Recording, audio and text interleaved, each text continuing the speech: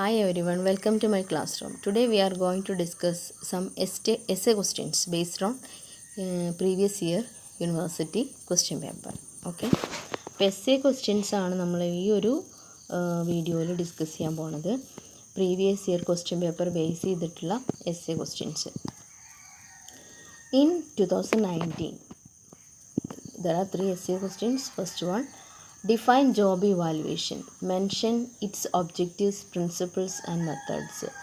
എന്താണ് job evaluation, അതിൻ്റെ objectives എന്തൊക്കെയാണ്, പ്രിൻസിപ്പിൾസ് എന്തൊക്കെയാണ്, മെത്തേഡ്സ് എന്തൊക്കെയാണ്.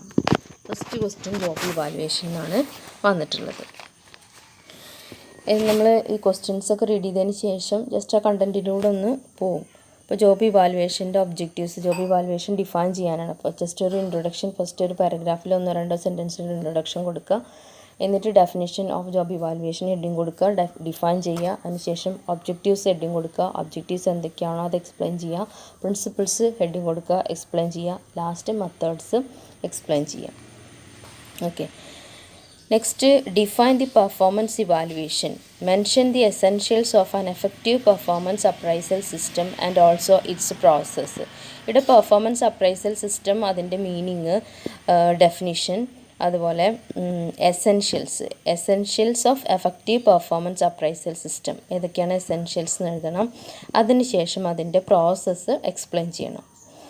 Next, write an essay on MBO. MBOനെ കുറിച്ചൊരു എസ്സേ എഴുതാനാണ്. MBO നമുക്ക് പെർഫോമൻസ് അപ്രൈസലിൽ ലാസ്റ്റ് കൊടുത്തിട്ടുണ്ട്. MBO നമുക്കത് ഡിസ്കസ് ചെയ്യാം. ഇവിടെ ഒരുപാട് കണ്ടൻറ്റ് ഇല്ല അതിനകത്ത്, പക്ഷേ എസ്സേ ക്വസ്റ്റ്യനാണ് ചോദിച്ചിട്ടുള്ളത്. അപ്പോൾ നിങ്ങൾ സെക്കൻഡ് സെമസ്റ്ററിൽ ബിസിനസ് മാനേജ്മെൻറ്റിൽ വളരെ ഡീറ്റെയിൽഡ് ആയിട്ട് MBO പഠിക്കുന്നുണ്ട്. അപ്പോൾ അതൊന്ന് റെഫർ ചെയ്യുക. ആ ബിസിനസ് മാനേജ്മെൻറ്റിൽ MBOനെ കുറിച്ച് ഡീറ്റെയിൽ ആയിട്ട് പഠിക്കുന്നതും HRMൽ നമ്മൾ പഠിച്ചിട്ടുള്ളതും കൂടെ കമ്പയർ ചെയ്തിട്ട് ഒന്ന് സ്റ്റഡി ചെയ്യുക. എന്നിട്ട് എന്ത് ചെയ്യുക, ഇത് HRMന് വേണ്ടി റെഫർ ചെയ്യുക. എസ്സേ ക്വസ്റ്റ്യനായിട്ട് MBO റെഫർ ചെയ്യുമ്പോൾ ബിസിനസ് മാനേജ്മെൻറ്റ് കൂടെ ഒന്ന് റെഫർ ചെയ്യാനായിട്ട് ശ്രദ്ധിക്കുക. നെക്സ്റ്റ്, 2018 വന്നിട്ടുള്ള ക്വസ്റ്റ്യൻസിൽ define HRM, explain its objectives and functions. First ചാപ്റ്ററിൽ നിന്ന് എന്താണ് HRM എന്നുള്ളത് ഡിഫൈൻ ചെയ്യുക, സ്കോപ്പും എക്സ്പ്ലെയിൻ ചെയ്യണം, അതുപോലെ ഫങ്ഷൻസും എക്സ്പ്ലെയിൻ ചെയ്യണം. ഫങ്ഷൻസിൽ മാനേജീരിയൽ ഫങ്ഷൻസും ഉണ്ട്, അതുപോലെ ഓപ്പറേറ്റീവ് ഫങ്ഷൻസും ഉണ്ട്. ആ ചാർട്ടൊന്ന് വരച്ചിട്ടതിന് ശേഷം എക്സ്പ്ലെയിൻ ചെയ്യാം. നെക്സ്റ്റ് പറയുന്നത്, write an essay on training and methods of training. അതായത് നമുക്ക് എസ്സേ എഴുതണം, ട്രെയിനിങ്ങിനെ കുറിച്ചാണ് എസ്സേ എഴുതേണ്ടത്. അതിനകത്ത് നിങ്ങൾ പ്രത്യേകമായിട്ട് മെൻഷൻ ചെയ്യേണ്ടത് മെത്തേഡ്സ് ഓഫ് ട്രെയിനിങ് ആണ്. അപ്പോൾ ട്രെയിനിങ്ങിനെ കുറിച്ച് ഫസ്റ്റ് പാരഗ്രാഫ് കൊടുക്കുക, അതിൻ്റെ ഡെഫിനിഷനും മീനിങ് കൊടുക്കുക. അതിനുശേഷം മെത്തേഡ്സ് ഡീറ്റെയിൽ ആയിട്ട് എക്സ്പ്ലെയിൻ ചെയ്യാം. ലാസ്റ്റ് ഒരു കൺക്ലൂഷനും പ്രൊവൈഡ് ചെയ്യുക. എല്ലാ എസ്സേക്കും ഇൻട്രൊഡക്ഷനും കൺക്ലൂഷനും പ്രൊവൈഡ് ചെയ്യാൻ ശ്രദ്ധിക്കുക. What is employee grievance, then what are the causes of employee grievance, explain the process of grievance handling. ഇതൊക്കെ നമ്മൾ ഡീറ്റെയിൽ ആയിട്ട് പഠിച്ചിട്ടുണ്ട്. എന്താണ് എംപ്ലോയി ഗ്രീവൻസ് എന്ന് എഴുതണം. കോസസ്, ഡിഫറെൻറ്റ് കോസസും നമ്മൾ ഓരോ സെക്ഷനായിട്ട് എക്സ്പ്ലെയിൻ ചെയ്തിട്ടുണ്ട്. ദെൻ പ്രോസസ്സിൽ കുറച്ച് സ്റ്റേജസേ ഉള്ളൂ. അപ്പോൾ ആ ഗ്രീവൻസ് ഹാൻഡിൽ ചെയ്യുന്ന പ്രോസസ്സും എക്സ്പ്ലെയിൻ ചെയ്യണം. നെക്സ്റ്റ് പറയുന്നത് 2017 ക്വസ്റ്റ്യൻ പേപ്പറിൽ discuss the scope and importance of HRM. First മൊഡ്യൂളിൽ നിന്ന് ഇമ്പോർട്ടൻസും എഴുതണം, അതുപോലെ സ്കോപ്പും എഴുതണം. എന്ത് എഴുതുകയാണെങ്കിലും ശരി, ആദ്യം HRM ഡിഫൈൻ ചെയ്യണം. Next, explain technique of training in organisation. ട്രെയിനിങ്ങിൻ്റെ ടെക്നിക്സ് ആണ് ചോദിച്ചിട്ടുള്ളത്. ഓർഗനൈസേഷനിൽ ഏതൊക്കെ ടെക്നിക്സാണ് നമ്മൾ ഫോളോ ചെയ്യുന്നത്. ഇവിടെ നമ്മൾ ആദ്യം എഴുതേണ്ടത് ട്രെയിനിങ്ങിൻ്റെ മീനിങ്, ഡെഫിനിഷൻ, അതിന് ശേഷമാണ് എക്സ്പ്ലനേഷൻ ടെക്നിക്സിലോട്ട് വരേണ്ടത്. Next, explain various methods of performance appraisal in an organisation. Performance appraisal system എന്താണ്, അതിൻ്റെ ഡിഫറെൻറ്റ് മെത്തേഡ്സ് എന്തൊക്കെയാണെന്നുള്ളതാണ് അടുത്ത essay question. Next, 2017 another question paper. ഇതിനകത്ത് നമ്മൾ BCOMും BBAയും ഡിസ്കസ് ചെയ്ത് പോകുന്നുണ്ട് കേട്ടോ. അപ്പോൾ ചോദിച്ച ക്വസ്റ്റ്യൻ തന്നെ വരണമെന്നില്ല, പുതിയ എസ്സേ ക്വസ്റ്റ്യൻസ് ആഡ് ചെയ്യും. അപ്പോൾ ഏതൊക്കെയാണ് എസ്സേ ക്വസ്റ്റ്യൻ വരാൻ ചാൻസ് ഉള്ളത് നമ്മൾ ഓരോ ചാപ്റ്റർ വൈസ് ആയിട്ട് പിന്നീട് ഡിസ്കസ് ചെയ്യുന്നതായിരിക്കും. അപ്പോൾ define job evaluation, explain objectives, methods of job evaluation. Job evaluation എന്താണെന്നും അതിൻ്റെ ഒബ്ജക്റ്റീവ്സ് എന്തൊക്കെയാണെന്നുള്ളതും മെത്തേഡ്സും ആണ് എക്സ്പ്ലെയിൻ ചെയ്യാൻ പറഞ്ഞിട്ടുള്ള. ഇവിടെ പ്രിൻസിപ്പിൾസ് ചോദിച്ചിട്ടില്ല. Okay.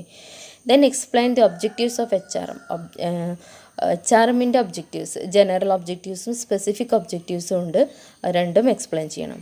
Right objectives of compensation planning. Compensation പ്ലാനിങ്ങിൽ എന്തൊക്കെയാണ് ഒബ്ജക്റ്റീവ്സ്, അത് നമ്മൾ വളരെ ഡീറ്റെയിൽ ആയിട്ട് എക്സ്പ്ലെയിൻ ചെയ്തിട്ടുണ്ട്. ഒബ്ജക്റ്റീവ്സിൽ പറയുമ്പോൾ നിങ്ങൾ ആദ്യം എഴുതേണ്ടത് മെയിൻ ആയിട്ടുള്ള 3 ഒബ്ജക്റ്റീവ്സ് ആദ്യം എഴുതണം. Internal equity, external equity and individual. ആ മൂന്നെണ്ണം എഴുതിയതിന് ശേഷമാണ് നിങ്ങൾ എന്ത് ചെയ്യേണ്ടത്, കോമ്പൻസേഷൻ പ്ലാനിങ്ങിൻ്റെ ജനറൽ ആയിട്ടുള്ള മറ്റ് ഒബ്ജക്റ്റീവ്സിലേക്ക് വരേണ്ടത്. ഓക്കെ, അപ്പോൾ ഒബ്ജക്റ്റീവ്സ് എഴുതുമ്പോൾ ഏതൊക്കെയാണ്? ഇൻറ്റേർണൽ ഇക്വിറ്റി എഴുതണം. ഇൻറ്റേർണൽ ഇക്വിറ്റി എന്താണെന്ന് ഓർമ്മയുണ്ടോ? ജോബിനനുസരിച്ചുള്ള ഒരു പേയ്മെൻറ്റ് ഉറപ്പുവരുത്തുക എന്നുള്ളതാണ്. എക്സ്റ്റേണൽ ഇക്വിറ്റി എന്ന് പറയുമ്പോൾ ലേബർ മാർക്കറ്റായിട്ട് കമ്പയർ ചെയ്യാൻ മറ്റ് ഓർഗനൈസേഷനിൽ എങ്ങനെയാണോ ഒരേ ജോബിന് കൊടുക്കുന്നത് അതുപോലെ നമ്മൾ ഫോളോ ചെയ്യണം എന്നുള്ളതാണ്. ഇൻഡിവിജ്വൽ ഇക്വിറ്റി എന്ന് പറയുമ്പോൾ equal pay for equal work, ഒരേ വർക്കിന് ഒരേ പേയ്മെൻറ്റ് കൊടുക്കുക എന്നുള്ളതാണ് ഇൻഡിവിജ്വൽ ഇക്വിറ്റി. അപ്പോൾ internal equity, external equity, individual equity main objective. Additional ആയിട്ട് കുറേ ഒബ്ജക്റ്റീവ്സ് നമ്മൾ എക്സ്പ്ലെയിൻ ചെയ്യുന്നുണ്ട്, അതൊക്കെ ഇവിടെ കാണിക്കണം. ദെൻ വേറൊരു ക്വസ്റ്റ്യൻ പേപ്പറിൽ discuss managerial and operative functions of HR. ചിലതിൽ ഫങ്ഷൻസ് ഓഫ് HR എന്ന് മാത്രമേ പറയുള്ളൂ. ഇവിടെ മാനേജീരിയൽ ആൻഡ് ഓപ്പറേറ്റീവ് എന്ന് പറഞ്ഞാലും ഇല്ലെങ്കിലും 2 ഫങ്ഷൻസും എക്സ്പ്ലെയിൻ ചെയ്ത് എഴുതണം. Explain the factors influencing wages and salary. Wages and സാലറിനെ എഫക്റ്റ് ചെയ്യുന്ന ഫാക്ടേഴ്സ് എന്തൊക്കെയാണെന്നുള്ളതാണ് എക്സ്പ്ലെയിൻ ചെയ്യേണ്ടത്. അപ്പോൾ കോമ്പൻസേഷൻ മാനേജ്മെൻറ്റിൽ വേജ് പോളിസി നമ്മൾ പഠിച്ചിട്ടുണ്ട് അല്ലേ? വേജ് പോളിസി എന്താണ്, വേജിനെ എഫക്റ്റ് ചെയ്യുന്ന ഫാക്ടേഴ്സ് എന്തൊക്കെയാണ്, വേജ് സിസ്റ്റം എന്താണ്, ഫാക്ടേഴ്സ് ഇൻഫ്ലുവൻസിങ് വേജ് സിസ്റ്റം, ഒരു വേജ് സിസ്റ്റത്തിന് എന്തൊക്കെ ഫാക്ടേഴ്സ് ഇൻഫ്ലുവൻസ് ചെയ്യുന്നുണ്ട്, ability to pay, demand and supply, cost of living, labour productivity, bargaining power, wages paid by the other firm, government policy, job requirement, അങ്ങനെ ഒരുപാട് factors നമ്മൾ പഠിച്ചിട്ടുണ്ട്. ആ ഒരു ഫാക്ടേഴ്സ് തന്നെയാണ് ഇവിടെ നമ്മൾ എക്സ്പ്ലെയിൻ ചെയ്യാനുള്ളത് കേട്ടോ. വേജസ് ആൻഡ് സാലറി റിലേറ്റഡ് ആയിട്ടുള്ള എന്തൊക്കെ ഫാക്ടേഴ്സ് ഉണ്ടോ അതാണ് നമ്മളിവിടെ എക്സ്പ്ലെയിൻ ചെയ്യേണ്ടത്. ഒരുപാട് എക്സ്പ്ലനേഷൻ നിങ്ങൾക്ക് കിട്ടുന്നില്ലെങ്കിൽ എന്ത് ചെയ്യണം, ആ വേജ് ഡിറ്റർമിനേഷൻ എന്താണെന്നുള്ളത് കാണിക്കുക, അതിൻ്റെ പ്രോസസ്സ് കാണിക്കുക. അതുപോലെ ആ പ്രോസസ്സിൽ പിന്നെ need for a wage policy, good wage പോളിസിക്ക് ആവശ്യമായിട്ടുള്ള അല്ലെങ്കിൽ സൗണ്ട് വേജ് പോളിസിക്ക് ആവശ്യമായിട്ടുള്ള കാര്യങ്ങൾ എന്തൊക്കെയാണ് അതൊക്കെ ചേർത്ത് വേണം എഴുതാനായിട്ട്. എന്നാലും ഇവിടെ എസ്സേക്കുള്ള കണ്ടൻറ്റ് അതിനകത്ത് ഉണ്ടാവുള്ളൂ. നെക്സ്റ്റ് വരുന്നത് explain the process of man power planning. Man power പ്ലാനിങ്ങിൻ്റെ പ്രോസസ്സ് അത് നമ്മൾ സെപ്പറേറ്റ് ആയിട്ട് തന്നെ വളരെ ഡീറ്റെയിൽ ആയിട്ട് എക്സ്പ്ലെയിൻ ചെയ്തിട്ടുണ്ട്. HR പ്ലാനിങ്ങും മാൻ പവർ പ്ലാനിങ്ങും ഒന്ന് തന്നെയാണ് കേട്ടോ. HR planning and man power planning അതിൻ്റെ പ്രോസസ്സാണ് എക്സ്പ്ലെയിൻ ചെയ്യാൻ പറഞ്ഞിട്ടുള്ളത്. Various methods of training of employees.